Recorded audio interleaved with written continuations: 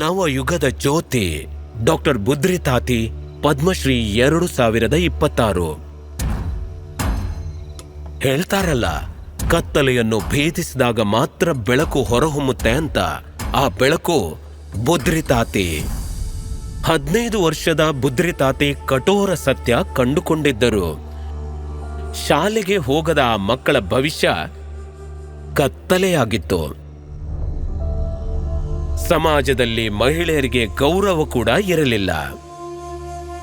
ಅಂತಹ ಸಹೋದರಿಯರಿಗಾಗಿ ಯಾರು ಕೆಲಸ ಮಾಡ್ತಾರೆ? ಅವರನ್ನು ಅನುಭವಿ ಸ್ವಾವಲಂಬಿಗಳನ್ನಾಗಿ ಮಾಡಲು ಶಿಕ್ಷಣ ಅತಿ ಅಗತ್ಯ. ಕಠಿಣ ಹಾದಿ. ಜನರು ಪಲಾಯನ ಮಾಡುತ್ತಿದ್ದ ನಕ್ಸಲ್ ಪೀಡಿತ ಪ್ರದೇಶ. ಲೆಕ್ಕವಿಲ್ಲದಷ್ಟು ಸವಾಲುಗಳು.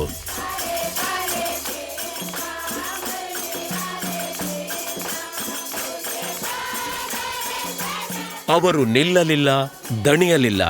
ಹಸಿವು ಅಥವಾ ದಾಹದ ಬಗ್ಗೆ ಚಿಂತಿಸಲಿಲ್ಲ. ಅವರು ಹಳ್ಳಿಯಿಂದ ಹಳ್ಳಿಗೆ ಮೈಲುಗಟ್ಟಲೆ ನಡೆದು ಜನರಿಗೆ ವಿಷಯಗಳನ್ನು ವಿವರಿಸಿದರು, ಮಕ್ಕಳಿಗೆ ತಿಳಿ ಹೇಳಿದರು, ಪೋಷಕರನ್ನು ಪ್ರೋತ್ಸಾಹಿಸಿದರು. ಕೆಲವೊಮ್ಮೆ ಬಾಗಿಲು ಮುಚ್ಚಿದಾಗ ಒಮ್ಮೊಮ್ಮೆ ನಮ್ಗೆ ತುಂಬಾ ನೋವಾಗ್ತಿತ್ತು, ನಮ್ಮನ್ನು ನೋಡೇ ಬಾಗಿಲು ಮುಚ್ಚಿದ್ರು ಅಂತ. ಸಮಯ ಕಳೆದಂತೆ ಮುಚ್ಚಿದ ಬಾಗಿಲು ತೆರೆದವು. 90ರಲ್ಲಿ ಮಕ್ಕಳಿಗಾಗಿ ಚಿಕ್ಕ ಮಕ್ಕಳ ಶಾಲೆಯನ್ನು ಪ್ರಾರಂಭಿಸಿದೆ. ಪ್ರತಿಭೆ ಧೈರ್ಯ ತೋರಿಸಿತು. ನಮ್ಮ ಬಸ್ತಾರ್ಗೆ 3-4 ಜಿಲ್ಲೆಯ ಸಹೋದರಿಯರನ್ನು ಕರೆತಂದರು. ಅಲ್ಲಿ ಅಕ್ಕ ಹೊಲಿಗೆಯನ್ನು ಕಲಿಸಿದರು. ಇಂದು ಅನೇಕ ಮಹಿಳೆಯರು ಜೀವನೋಪಾಯವನ್ನು ಗಳಿಸುತ್ತಿದ್ದಾರೆ. ಸಂಸ್ಕೃತಿ ಗುನುಗುಣಿಸಲು ಆರಂಭವಾಯಿತು. ತಿರಸ್ಕರಿಸಿದ ಸಮಾಜವೇ ಅವರನ್ನು ಬರಮಾಡಿಕೊಂಡಿತು. ಆದರೆ ಬುದ್ರಿ ತಾತಿಯ ಅತಿ ದೊಡ್ಡ ಪ್ರತಿಫಲವೆಂದರೆ ಮಕ್ಕಳ ನಗು ಮತ್ತು ಶಿಕ್ಷಣದತ್ತ ಅವರ ಹೆಜ್ಜೆಗಳು. ಅವರು ಮಕ್ಕಳಿಗಾದರೂ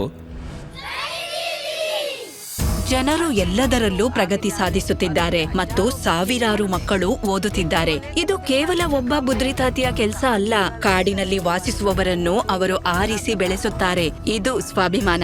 ಮನ್ಸಲ್ಲಿರುತ್ತೆ ನಾವು ದೊಡ್ಡ ಸಾಧನೆ ಮಾಡಿದ್ವಿ ಅಂತ, ಸಮಾಜಕ್ಕೂ ಕೂಡ ಏನೋ ನೀಡ್ತಿದ್ದೇವೆ ಅಂತ ನಮ್ಗೆ ಅನ್ನಿಸುತ್ತದೆ. ಡಾಕ್ಟರ್ ಬುದ್ರಿ ತಾತಿ ಪದ್ಮಶ್ರೀ 2026. ಕೋಟಿ ಕೋಟಿ ನಮಸ್ಕಾರ.